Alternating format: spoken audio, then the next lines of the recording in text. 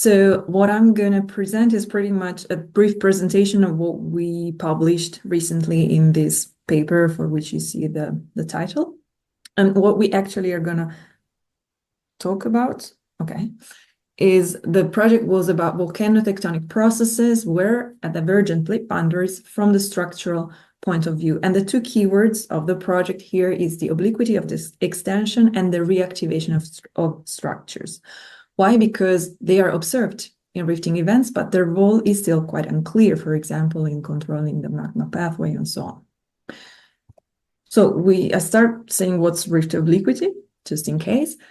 The theory goes there is the rift axis and the plates spreading orthogonally with respect to it. Reality, though, is that most plate spreading is oblique, so they don't go orthogonally. The plates don't spread away orthogonally compared to the rift axis. And where spreading is involved, obliquity is observed pretty much everywhere, global and local scales, geological, real-time, continental, and oceanic crust. It is normally attributed to weaknesses in the lithosphere and the reactivation of inherited structures. And we care about it because there is a few reasons. For example, when obliquity is involved, you need less tectonic force to break up the rift. It's been observed a correlation in between obliquity and peaks in volcanism. And then it also has an influence on how practically the faults move. Obliquity is mostly studied for the continents because they are accessible. However, we wanted to look at what's the obliquity in mid-ocean regions, so where the at oceanic spreading margins, but they are below in the ocean. Here I mark them in red. And if we think that most volcanism occurs along divergent plate boundaries, it means that most volcanism occurs below in the ocean. Here is an ideal sketch of a mid-ocean ridge. In the middle, the volcanic activity, the plate spreading away, and this kind of mountain range runs for about 60,000 kilometers around the globe. Everything in the deep ocean except for two places. One is the Afar region in Ethiopia, oceanization of a continental rift, and the other one is Iceland, which is considered a plate boundary in between oceanic plates. And that's why we went there, because it's considered a mid-ocean ridge on land where you can walk on. So our getaway to the mid-ocean ridge is Iceland, which straddles a plate boundary in between the Eurasian plate and the Northern American one. We know that there is a plate boundary because of seismicity crossing the island, and also if we look at the plate's velocity from GNSS. Red means going east, blue means going west, and everything pretty much at the same speed of about 2 centimeters per year. And then there is the mantle plume, which is the reason why the mid-ocean ridge here is on land.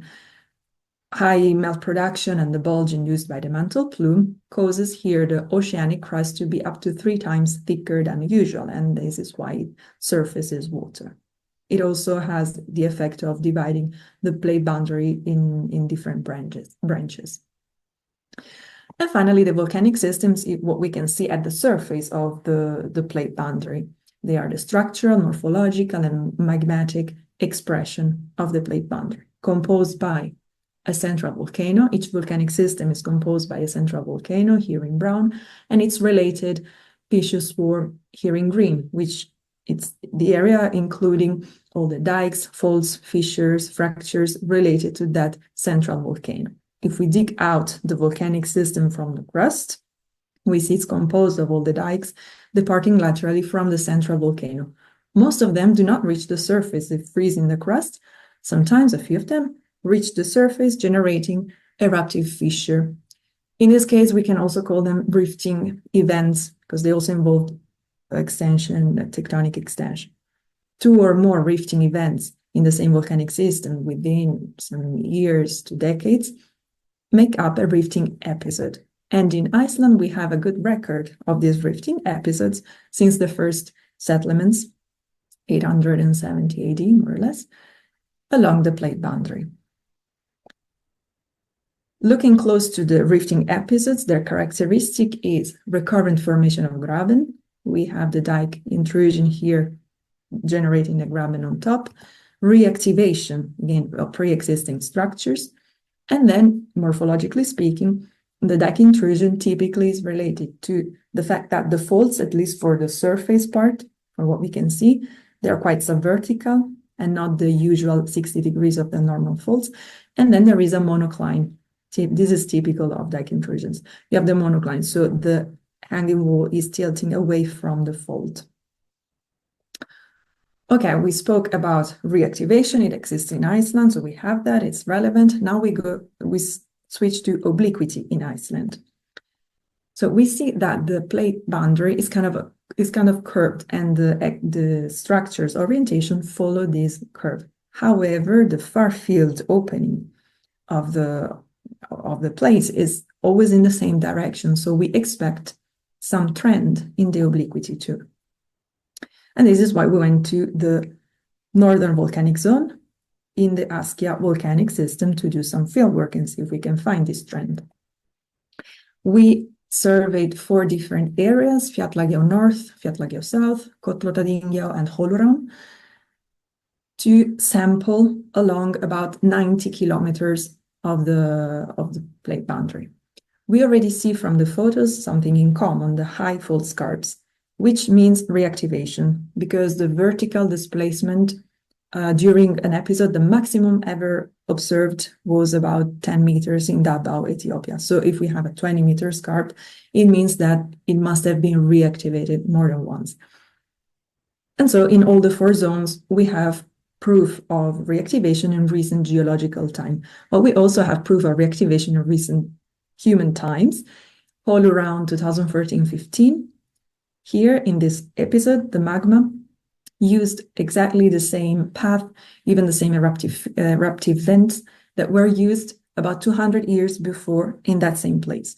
Also, in this episode, it was monitored real time, and left lateral component, so obliquity, was observed in the opening of the structures.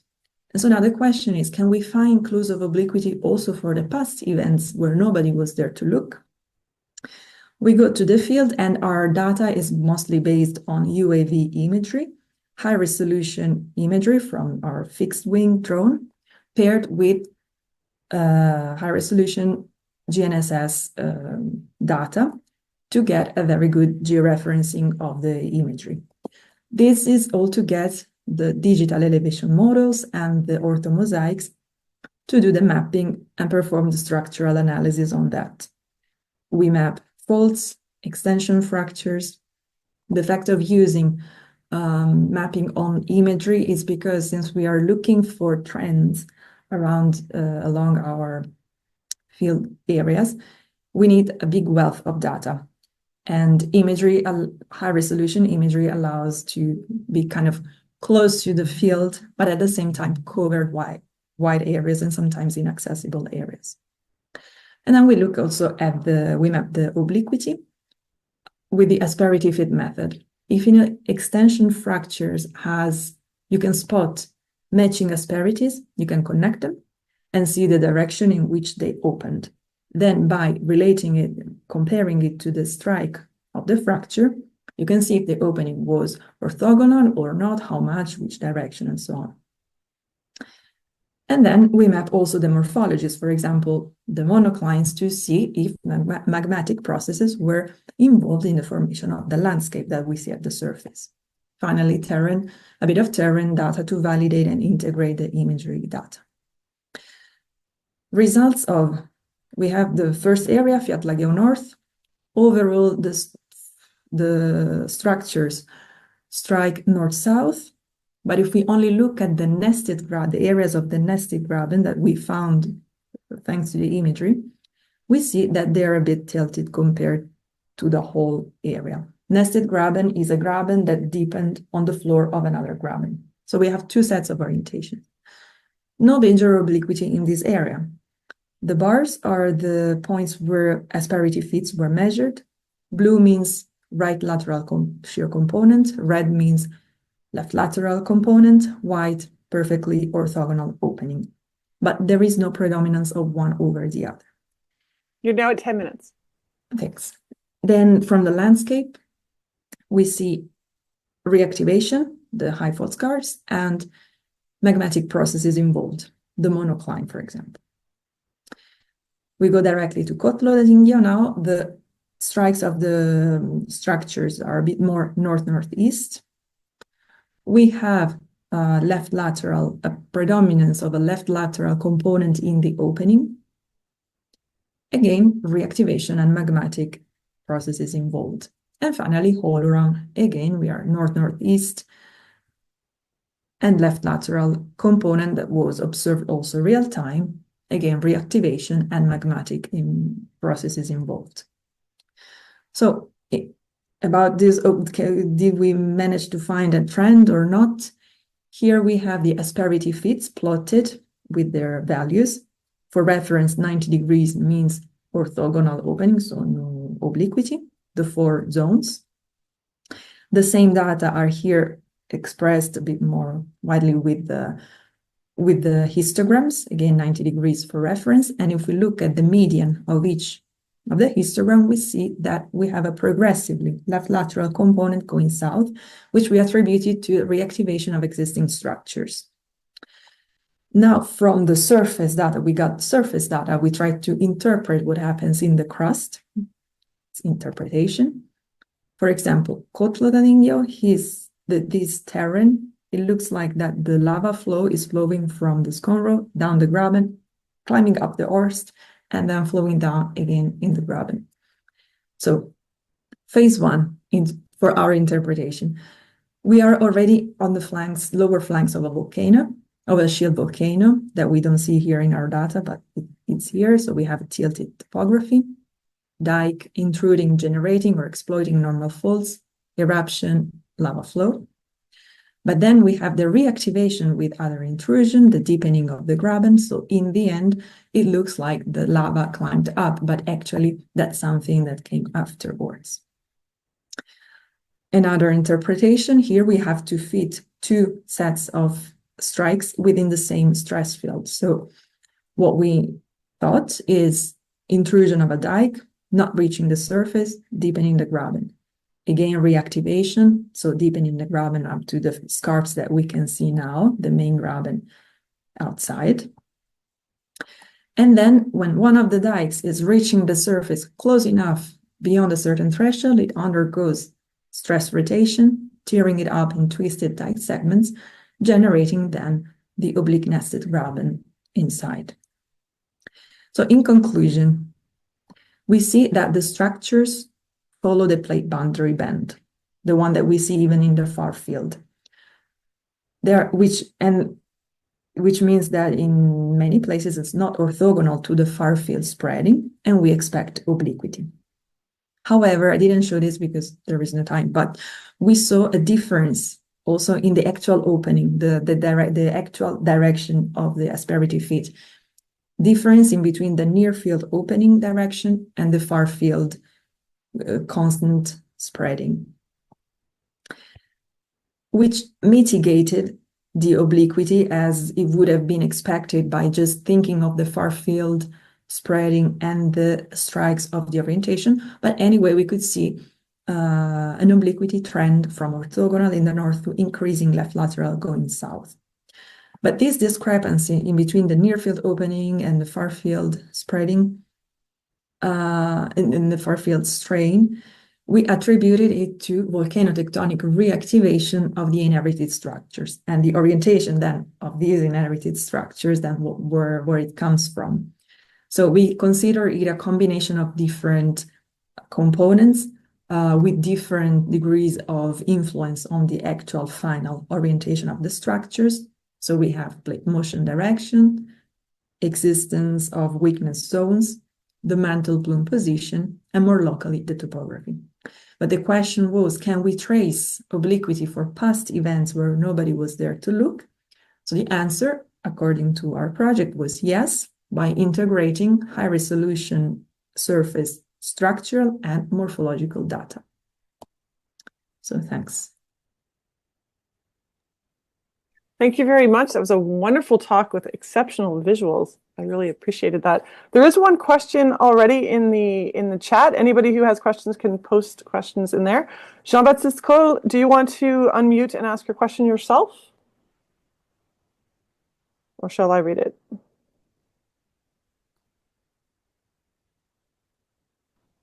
Okay. The question in the chat is, you mentioned that the left lateral component in the south is related to reactivation of pre-existing structures. What pre-existing structures? Is it related to age or strike? Again, the last words? What pre-existing structures are you referring to? Are they age or are they strike related? So pre-existing in terms of like this one that I think there is two levels. So we have the reactivation of the structures that we see, where we see that there is obliquity in their opening, the one that are visible now at the surface that we can look at. So they have been reactivated multiple times, and since they are not aligned perpendicularly to either the far field or even the near field strain direction, then their opening won't be orthogonal, but it will be oblique, because they will just have to accommodate the different strain, which is now activating them. But then the question is, then why are they in that direction? Like they have that strike, the structures themselves, they are not orthogonal to their local strain. Well, so I didn't look in the lithosphere. So our project was for the upper crust. We didn't go down in the lithosphere, but I also found in literature that you could have like lithospheric scale pre-existing structures. So pre-existing in the sense that, let's say, underlying below the current volcanic system, or on which the plate boundary was set, or the fact that there is a mantle plume that also can change a bit. I mean, it's not just an extensive plate boundary. There is a mantle plume that does have an impact on the orientation of the structures. More locally, topography is relevant. It can deviate the cracks, the opening of the crust. There is some reason for which a fracture might not open orthogonally to the strain, and then to the strain field, or to the stress field actually. And then if you reactivate it and it's not in the right perfect position for that local stress field, then it can show obliquity. Okay, that's great. I think that answers the question for Jean-Baptiste. Derek's got his hand up. Do you have a quick question, or is it better to revert it to the chat, would you say? It's quite quick, actually. Yeah. Thanks for the great talk. How does the dike at depth accommodate the shear component? You had a diagram showing like strike slip markers next to the dike. How does that happen, like practically? That's a good question. Because then there is a whole like this. You're meant like this here. Yes, exactly. Yeah. How does that work? So that's big interpretation. I mean, it's because there's